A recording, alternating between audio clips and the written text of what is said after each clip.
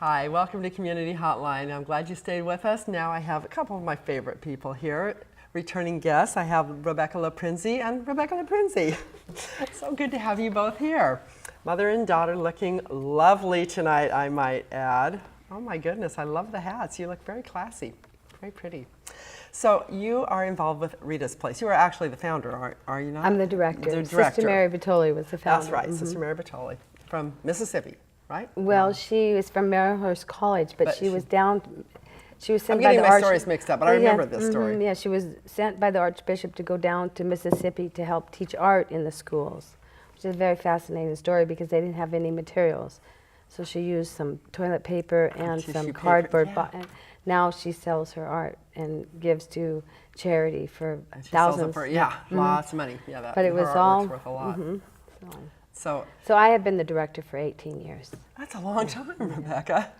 So tell viewers who may not know exactly what Rita's Place does. I mean, you kind of cover a huge range of services, but give me in a nutshell what your mission is. Well, we help heal and empower individuals or families that have been through trauma, that maybe their house has burned down, maybe they have no family, they're senior now and they have very little family in the area, or they have escaped domestic violence, or they have been in a car accident, anyone that is at a disadvantage. Which covers a lot. That covers a lot of folks, yeah. Yeah, so you have all sorts of ways to help them. And I know, I'll cheat here and look at some of the things that I know you do. You have education scholarship funds. You have a cultural arts facility, shelter sites, cars, transportation, education to get grants. You provide things like clothing. Right now you're doing a winter clothing drive, is that right? It's a winter warming drive for coats and blankets and hats and socks. All the things that keep people warm during the winter. Yes, and you'd be amazed, a lot of little children don't have undergarments. So socks and new socks and undergarments for the winter to stay warm. I'll be darned. Scarves, hats, blankets. Anything to keep you warm during the winter. Because and it's been pretty cold lately here too. I can imagine. And you're up in the Sandy area, which is even a little colder probably. Yes, East you're up of a Sandy higher. As well. We serve the mountain area from downtown Portland to the mountain area. Wow. Okay. Over to Damascus and down to Bull Run. So it's a pretty wide variety of folks that we have assisted. Although in our scholarship fund for medical treatment, therapies, or medical equipment that maybe insurance doesn't cover, or dental, or that you don't have any insurance at all, recipients from the whole state are eligible. Really? Oh, I wasn't aware of that. Oh, wow. We partner up with Masonic Temple, the Scottish Rite, Eastern Star, and they have every single person that we have brought to them, they have helped. Oh, wow, that's great. What a good feeling, huh? Yes. Yeah. When the economy was better, they would give $2,000 to $7,000 per recipient. Now it's usually $500 to $2,000. But anything's going to help. So people tell us that it has saved their children, saved their babies that were dying, or things like that. That we've outreach to migrant Hispanic farm workers and Asian and people that have that work in the fields that have little and maybe no insurance at all. And some of those families really are so deeply appreciated by. Sure.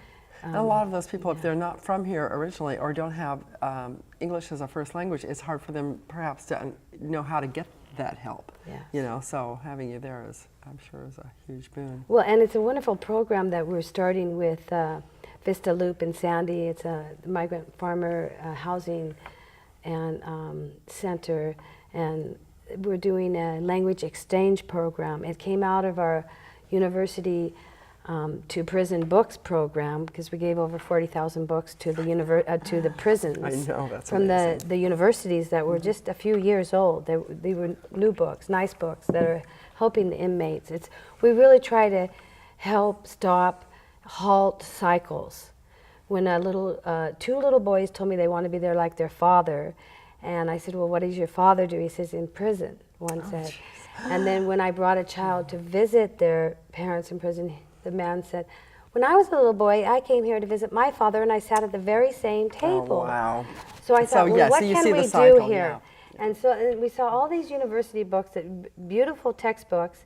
I said, well, educate. Why don't we let them? So if the father or the mother was going to get a college or undergraduate degree or some kind of technical degree for workshop or some mechanics or building, then maybe the child would want to do that too. Right, And so, and the universities were just throwing their books out. And so we were very fortunate because now the prisons are saying that, and especially when they're reading, interesting enough, the books in philosophy, the classics, there's zero recidivism. Really? They've been doing it for 6 years now, so the study isn't that big, but they said there has been zero recidivism when they're reading Socrates, Plato's, but a lot of the inmates are taking correspondence classes on subjects they never imagined. And so, and what a great boost for their self-confidence too, because going into prison has got to be a real blow to one. No matter what the situation is, that's got to mess with your confidence. But being able to take those classes and learn something and be, taking those online courses, and I mean, to me, that would just give you hope for your future. Yes. And like you said, breaking the cycle. Yes, and I always say that a lot of us make mistakes, some of us get caught. You're so right. And also You're so people right. at a disadvantage sometimes don't have a lawyer to bail them out. Yeah. From that program, we had, the prisons will only take so many books of the same book. So we had a lot of language exchange programs, ESL, Spanish, Italian, German, Chinese. And so what we're doing is we're having an exchange program with some of the migrant women and men and children that don't speak English. The children are speaking, but it brings a gap between the families when the children start to go to school. So there was a lot of volunteers or donors that had Caucasian, for instance, that want to learn Spanish. So I said, well, why don't we do an hour, and you each spend a half an hour teaching each other. And so we have all the books. The PCC gave us 5 boxes of spirals, so we even have all the spirals. We have this site. We're starting this program up in the first of the year, and we have the location, and then we'll also do some exchange cooking classes, so fun. the women can learn the language and learn the cultural and the food and train. That's a great idea, Rebecca. So they're all excited about it. Besides the fact that I like food a lot. Yeah. It's a great way for them to bond too, and That's form the key. friendships. That's and then the when key. you're talking, you learn so much more in a situation like that instead of an artificial situation. But cooking, that's a great and idea. unite instead of I divide love the it. community in the cultures, and appreciate each other's culture. Yeah, oh, absolutely. And, yes, and just learning something new is wonderful. How about you, Rebecca? Do you get to help out? Do you get to help Mom with some stuff? What do you get to do? I get to help donate books. Do you? And I get to help my brothers. Ah, you've got 2 gorgeous little brothers, don't you? And what about the clothes? Sort and... I get to help sort clothes. Yeah. And help donate those to others that don't have them. Deliver them. She knows that good. she's right. I know that you're a big help. Now, and Rebecca here was recently on our holiday special. We have a holiday special, for those who don't know, a holiday program here at MetroEast where we have different musical groups, high school choirs and such come in and perform, and then we have nonprofits do greetings to the community, and you and your boys did a lovely greeting to the community, but you got to perform for us, and I think we have a little bit of that we want to show, if you don't mind. Can we show that now? Oh, good. Okay. We'll show a little bit of Rebecca playing her violin in our Holiday Open Studio program. Okay, let's watch it now.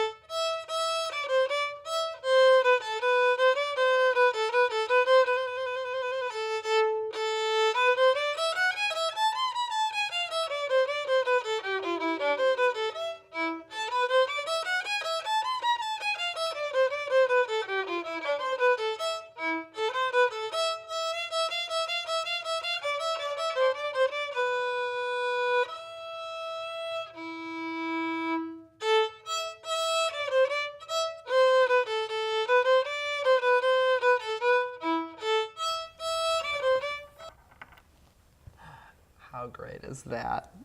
That was pretty darn good, girl. How do you feel about that? You think you did a pretty good job? Yes. Yes, you should be proud of yourself.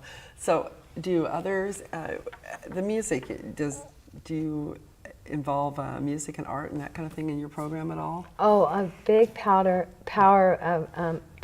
and empowerment of our program, because we are a healing and empowerment center, is through art and music therapy. And we've been very fortunate to partner up with the Snowman Foundation and other organizations. Potter Instruments had given us 2 violins. Then we had Schubach gave us 2 violins. And then we were able to give 10 very nice pianos to families and had them delivered. Wow. To families of children that would have never been able to have a piano and play music. And through our therapies, music, art, and horse therapy, children have healed from conditions where they had been through the traditional medical path and unable to attain wellness. And so it's been very magical to see. Wow. This How process. exciting. Yeah. Do you get to play with some of these kids ever, or do you know any of these kids that go through the art programs or the music programs, or do you do yours separately, you think? Sometimes I get to meet them and Sometimes talk you to do. them as cousins and friends. Oh, nice. As cousins and friends. I like that. I like that. You have quite a good talent at that in music. Actually, if I remember correctly, she has quite a few talents. Well, and the thing is, we see the university, the universe, and this human race as we're all relatives. So when Rebecca goes in and other children go in, that maybe children that are autistic and that are performing or singing and learning music and healing by music, go into the seniors' retirement homes to perform. And they love that. And sometimes into the intensive care units, and they've asked year after year for the children to come back. They're all our grandmothers and grandfathers. And all of the little children, we're all relatives. We're cousins, we're sisters and brothers, no matter what ethnic background or religion that you believe in. We have aunts and uncles. In fact, Aaron Myers has donated his time to give music lessons to some of the children. Wow. And he's fairly well renowned. Very busy man. Yeah. And Howard Henninger has sponsored some of these musicians. They brought him over to the music camp every year that Tim Ellis and Aaron have in a number of different areas.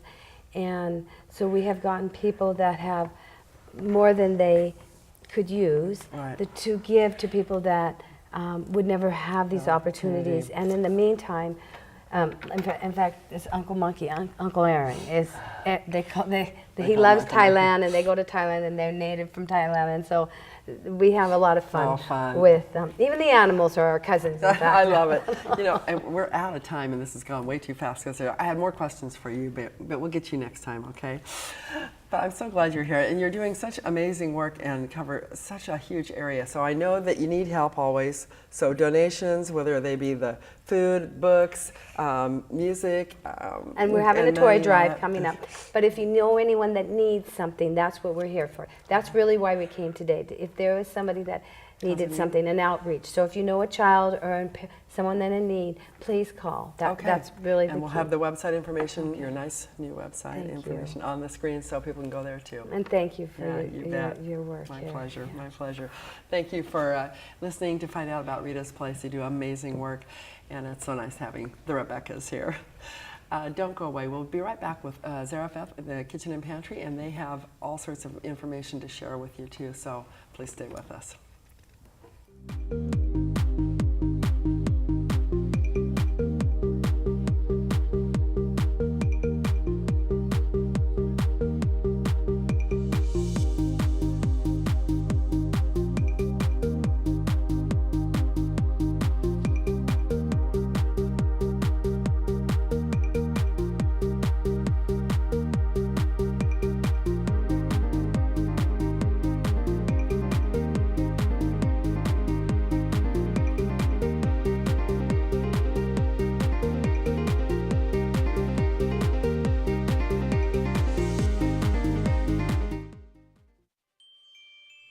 Hello, I'm Rebecca LaPrinzi from Rita's Place in Sandy, Oregon. Rita's Place provides assistance to those in need in our community in many ways. We organize clothing drives, arrange for emergency medical and dental funds, and provide education on food preparation, among other things. And that is just a small portion of the services we strive to have available. We could not do this without the support of our community.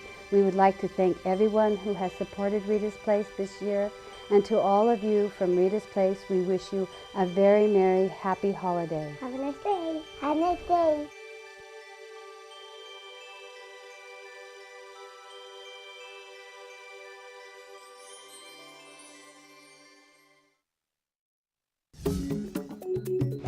Community television is what participatory democracy is about. Like my friend Laird Ross says, it's the last great American soapbox. It gives me a voice. I'm glad it's available. It's incredibly important to protect a place where all users of locally based nonprofit media have a place to speak and share their stories.